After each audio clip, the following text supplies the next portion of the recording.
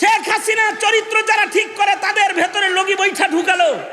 ইস্তেমার মাঠ, চরিত্রের তালিমের মাঠ, সেখানে লগি বৈঠা ঢুকায় দিয়ে শান্ত চরিত্রের মানুষদেরকে খারাপি আর রক্তপাত করার মতো ধৃষ্টতা হাসিনার আমলে হাসিনার হেলমেট বাহিনীরা করেছে।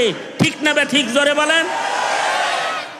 চরিত্র ঠিক করতে আলেমরা যখন কথা বলেছে, তখন শেখ হাসিনা একদল মানুষের চরিত্র নষ্ট করার জন্য শাহবাগে ইমরান এই সরকারকে নারী পুরুষের খোলা আকাশের নিচে বাংলাদেশের জাতীয় পতাকা বিছাইয়া ফষ্টি নষ্টি করার বাজার কায়েম করেছিল হাসিনা, বাজার কায়েম করেছিল। আর মানুষের চরিত্র হননের জন্য শিক্ষা বিভাগকে তছনছ করে, শিক্ষা সিলেবাসকে তছনছ করে দিয়ে, ধর্ম শিক্ষাকে এখান থেকে বের করে দিয়ে গোমাতা, ট্রান্সজেন্ডার, ডারউইন এগুলো পড়ায় পড়ায় আমাদের সন্তানের চরিত্র নষ্ট করার অপচেষ্টা হাসিনা করেছে। সর্বোপরি আলেমরা জাতির কাছে চরিত্রের কথা কয়, ইবাদতের কথা কয়, ইমানের কথা কয়। আলেমদের মুখে তালা লাগাইছে, জবান বন্ধ করে দিয়ে বাকশাল কায়েম করেছে। যেখানে মাহফিল হয় সেখানে থানার পুলিশ পাঠায়া ওয়াজ বন্ধ করেছে। আর পূজা মণ্ডপ পাহারা দিয়ে মুসলমানদেরকে হিন্দু যুবক আর হিন্দু নারীদের সাথে ফষ্টি নষ্টি করার জন্য তারা পূজার দুয়ার খুলে দিয়েছিল, ওয়াজ বন্ধ করে দিয়েছিল। চরিত্র নষ্ট করতে চায় হাসিনা। তারাইলো, ছাত্র আন্দোলন হলো, গণ অভ্যুত্থানের মাধ্যমে এ জাতি হাসিনার নগ্নতার থেকে, বেহায়াপনার থেকে রেহাই পেল।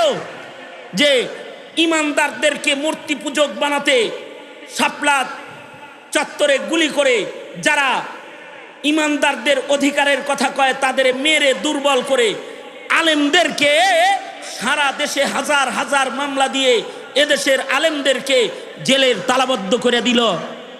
আর যারা অন্যায় লালন পালনকারী তাদেরকে জাতির পাওয়ার চেয়ার তাদেরকে দিয়ে দিল। দেশে একটা অরাজকতা পয়দা হলো। এই অরাজকতা মুক্তিযোদ্ধার সন্তানেরা প্রতিরোধ করতে একযোগে তারা রাস্তায় নেমে আসলো। ছাত্র অভ্যুত্থান হলো, হাসিনা পালালো। কিন্তু হাসিনার চেয়ারে এসে এখন যিনি বসলো, সেও বসেই মানুষের চরিত্র হনন করার জন্যে মানবাধিকারের স্লোগান দিয়ে সমকামী এই দেশে আনার পরিকল্পনা করল। যে মানবাধিকার কমিশনের দায়িত্বশীল হিসেবে জামাই পুরুষ, বউ পুরুষ এমন দুই সমকামীকে বাংলাদেশে আনার চক্রান্ত করলো। ওলামায়ে দ্বীন প্রতিবাদ করলো, এতটুকুন বন্ধ হলো। নতুন প্রসেসে চরিত্র হরণ করার জন্য স্কুলে স্কুলে তারা গানের শিক্ষক নিয়োগ দিয়ে আমার মুসলিম প্রজন্মকে নাচ গান আর অবৈধ চলাফেরায় অভ্যস্ত বানাইবার প্রচেষ্টা ডক্টর ইউনূস সরকার করলো। আলেমরা প্রতিবাদ করলো, প্রজ্ঞাপন বাতিল করলো। কিন্তু এত আলেমরা যে এত কথা কয় যে চরিত্র ঠিক করার লেগে একটু ধর্ম শিক্ষক স্কুলে নিয়োগ দাও, বয়রার মতো কান বন্ধ করে বসে রয়েছে দাদাদের হুকুমের দিকে তাকিয়ে। এদেশের মুসলমানের প্রজন্মের ভবিষ্যতের চিন্তা ডক্টর ইউনূসও করে না। সামনে যারা ক্ষমতা আসবে তারা যে তোমার হিজাবকে ধরে টান দিবে না তার কি গ্যারান্টি আছে? তারা মদের লাইসেন্স দিবে না তার কি গ্যারান্টি আছে? তারা ইসলাম আর মুসলমানিত্ব শিক্ষা, ইসলাম শিক্ষাকে তারা দমন নিপীড়নের মাঠে নামবে না, এটার কি গ্যারান্টি আছে? দ্বিতীয় বৃহত্তর মুসলিম দেশে মুসলিম নাগরিক হিসেবে রাজনীতি করো, খালি ভোটের আর সিল মারার রাজনীতি করো।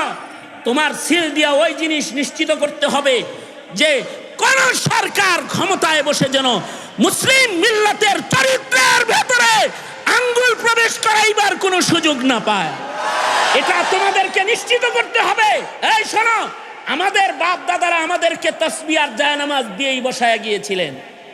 আমরা নির্বাচনে ছিলাম না। আমরা জাতিকে বলি নাই যে আলেমদের ভোট দাও, সংসদে লোক নাও, বলি নাই আমরা। কিন্তু হাফিজ হুজুর রহমতুল্লাহ আলাইহি তওবার রাজনীতি করে এদের চরিত্র, এদের দুশ্চরিত্র দেখে তওবার রাজনীতি করে রাজনীতির দুয়ার এজন্য খুলেছেন।